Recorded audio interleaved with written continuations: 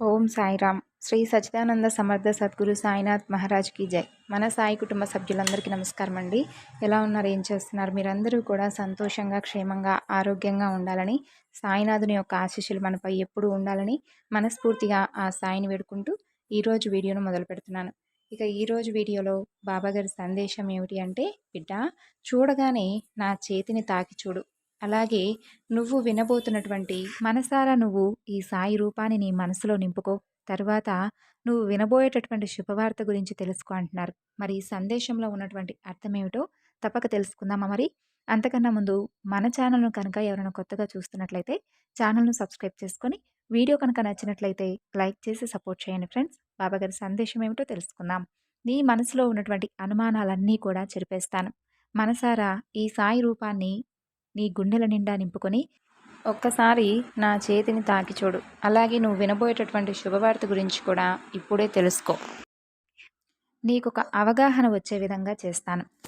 అయితే ఇప్పుడు నేను చెప్పే ఈ మాటలను ఏమాత్రం అనుమానించకుండా నమ్మకంతో విను. ప్రతి మాట నీ జీవితానికి ఎంతో అవసరం. నీ బాబా ఆజ్ఞ లేకుండా నువ్వసలు నా మందిర దివ్య దర్శనానికైనా వస్తావా? రాలేవు. మరి ప్రతిరోజు కూడా నా దివ్య దర్శనాన్ని నువ్వు పొందుతున్నావంటే నా అనుగ్రహం నీకు నిండుగా ఉందనే కదా అర్థం. నీకే కాదు, ఎవరైతే మనసారా సాయి అంటూ నా రూపాన్ని అలాగే నన్ను పిలుస్తారో వారి ఎదుట నేనెప్పుడూ కూడా కొలువై ఉంటాను. వారికెప్పుడూ కూడా నా అనుగ్రహం నిండుగానే ఉంటుంది. ఇది నా మాటగా ఎప్పుడూ మీరు గుర్తుంచుకోవాలి. అస్సలు మర్చిపోవద్దు.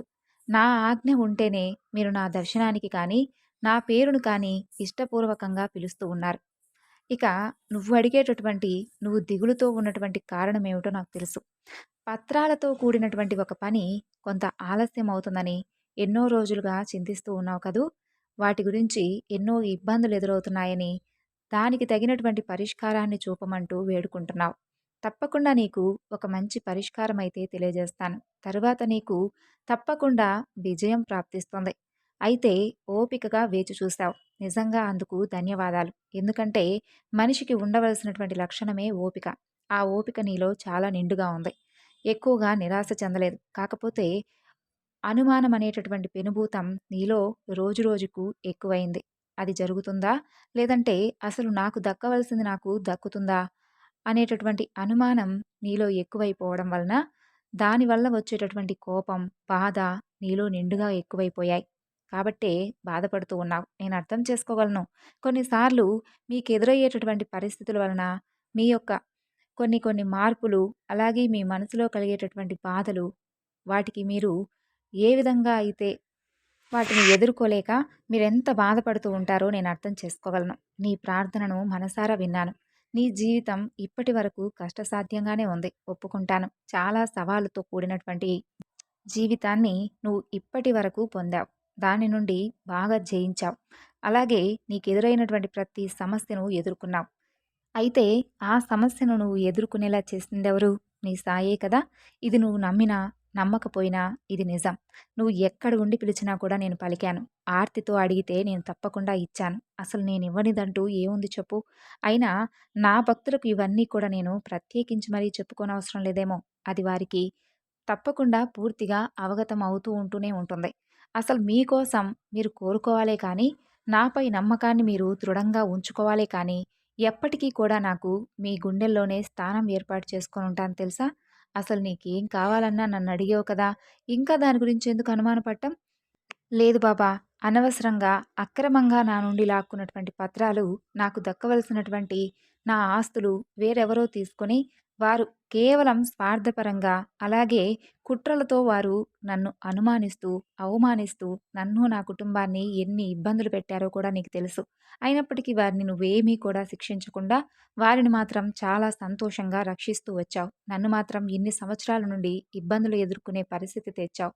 కాకపోతే నాకొక్కటే బాధ బాబా, నిజాయితీగా నేను కష్టపడ్డాను. నా కష్టాన్ని వేరెవరో సంతోషంగా, ఆనందంగా అనుభవించడం నాకు ఇష్టమే. కాకపోతే నాకు దక్కవలసినటువంటి కష్టం, నాకు దక్కవలసినటువంటి ప్రతిఫలం నాకు అందితేనే కదా! నాకంటూ కుటుంబం ఉంది. నా వారు కూడా నా మీద గంపెడంత ఆశలతో ఉంటారు. మరి వారికి కూడా దక్కవలసినటువంటి న్యాయం నేను చేయవలసినటువంటి బాధ్యత నాపై ఉంది. అలా కాకుండా పరులకెవరికో ఇవ్వాల్సినటువంటి అవసరం కానీ, అలాగే అంతటి ఓపిక, సహనం కానీ నాలో లేవు. అయినా ఎవరికైనా లేని వారికిచ్చినా కూడా అది చాలా మంచిదేమో కానీ, ఇలా కేవలం దానికోసం మాత్రమే నన్ను, నా కుటుంబాన్ని వేరు చేసి, కేవలం అవి పొందాలనేటటువంటి దురాశతో వారు నన్ను ఇన్ని రోజులు ఎంత ఇబ్బంది పెట్టారో నీకు కూడా తెలుసు. నువ్వు కూడా చూస్తూ ఉన్నావు. అయినా నన్ను పట్టించుకోలేదు. నా సమస్యలు, కష్టాలు ఇవన్నీ కూడా నీకు కనిపించడం లేదు కదా! అని నువ్వు అనుకున్నావు. నేను ఒప్పుకుంటాను. ఇవన్నీ కూడా నీ భ్రమే.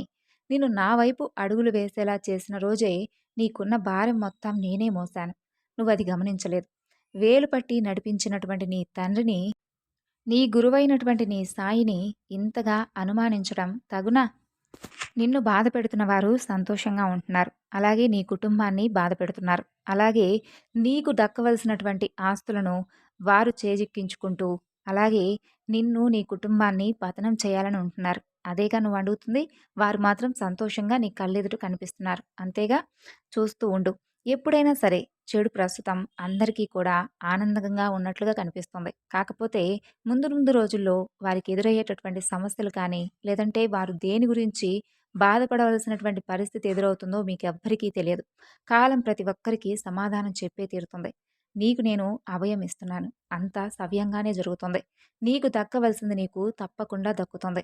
నీ కోసం నేను అన్ని విధాలుగా సిద్ధంగా ఉన్నాను. క్షణం తీరిక చేసుకొని మరలా ఒకసారి ఈరోజు సాయంత్రం నా ఆలయానికి వచ్చి కాసేపు ప్రశాంతంగా నన్ను చూస్తూ ఉండు. అలాగే అలాగే ఊదిని నుసుట ధరించి చక్కగా ఈ సాయి రూపాన్ని మనసారా ధ్యానిస్తూ కాసేపు కూర్చొని వెళ్ళు. ఎక్కువగా ఆలోచించవద్దు. ప్రశాంతంగా ఉండు. రేపు జరగబోయేటటువంటి నీ ఊహకందనటువంటి ఒక గొప్ప శుభవార్త నువ్వు తప్పకుండా వినే తీరుతావు. నీ జీవితంలో ప్రతి ఒక్కటి కూడా, అంటే నువ్వు దేన్నైతే పోగొట్టుకున్నావో, దేని గురించి నువ్వు ఎక్కువగా కష్టం చేసి మరీ దానిని పోగొట్టుకునేటటువంటి పరిస్థితి నీకు ఏర్పడిందో వాటన్నిటినీ కూడా మాన్పించేస్తాను. తిరిగి నీకు దక్కవలసినటువంటి ఆస్తిని, అలాగే నీ కుటుంబానికి దక్కవలసినటువంటి గౌరవాన్ని నీ ముందుకు తీసుకొస్తాను. అన్నీ కూడా ఒక్కొక్కటిగా తప్పకుండా సరిచేయబడుతుంది. కాబట్టి నన్ను నమ్ము అని చెబుతున్నాను. నీలో ఉన్నటువంటి అనుమానాలన్నింటినీ కూడా రూపుమాపుతాను. ఇది నీకు నేను ప్రమాణం చేసి మరీ చెబుతున్నాను. నీలో ఉన్న ఒత్తిడి అంతా కూడా, ఆందోళన, దుఃఖం వీటన్నిటినీ కూడా తొలగించేస్తాను. నీలో నిండుగా ఉన్నటువంటి నాపై అనుమానం అంతా కూడా తుడిచిపెట్టుకుపోయేలా చేస్తాను. ప్రశాంతమైనటువంటి మనసును నీకు తప్పక కలగజేసేలా చేస్తాను. ఆలయానికి వచ్చి కళ్ళు మూసుకొని అంతర్చక్షువులతో నా రూపాన్ని చూస్తూ ధ్యానిస్తావు కదూ! మనసారా ఒక్కసారి నువ్వు పిలిచేటటువంటి పిలుపుకు నీ హృదయంలో కొలువైనటువంటి నేను నీకు బంధువునై ఉండి, నీవు చేయబోయేటటువంటి పనిలో అవసరమైనటువంటి ప్రతి సూచన నీకు ముందే తెలియజేస్తాను. భక్తుడు నిజంగా విశ్వాసంతో, ఆర్తితో నన్ను పిలిస్తే చాలు, నేను ఎక్కడున్నా సరే వారి వద్దకు పరుగులు తీసుకుంటూ మరీ వస్తాను. ప్రేమ కలిగినటువంటి మీ పలుకులు, అలాగే ఆప్యాయంగా మీరు పిలిచేటటువంటి సాయి అనే ఒక్క పిలుపు నా గుండెలకు హత్తుకుపోయేలా ఉంటుంది. నీ మనసులో ఎలాంటి దురుద్దేశమూ లేదు. అలాగే నువ్వు కోరుకున్నది కేవలం నీకు దక్కవలసినటువంటి నీ ఆస్తే. కాబట్టి నీ ఆస్తిని నీకు తప్పక దక్కిస్తాను.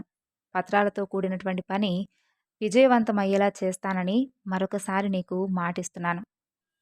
ధైర్యంగా ఉంటావని, మనసును కాస్త ప్రశాంతంగా ఉంటావని ఈ సాయి ఈ మాటలన్నీ కూడా నీకు చెప్పి సెలవు తీసుకుంటున్నాడు. సో విన్నారు కదండి బాబాగారి సందేశం. ఈ సందేశం మీ అందరికీ నచ్చింది అనుకుంటున్నాను. నచ్చితే తప్పకుండా మరికొంతమందికి షేర్ చేయండి. మరొక చక్కని బాబాగారి సందేశంతో మరలా కలుసుకుందాం. అంతవరకు నమస్కారం. ఓం సాయిరామ్. సర్వే జనాః సుఖినో భవంతు.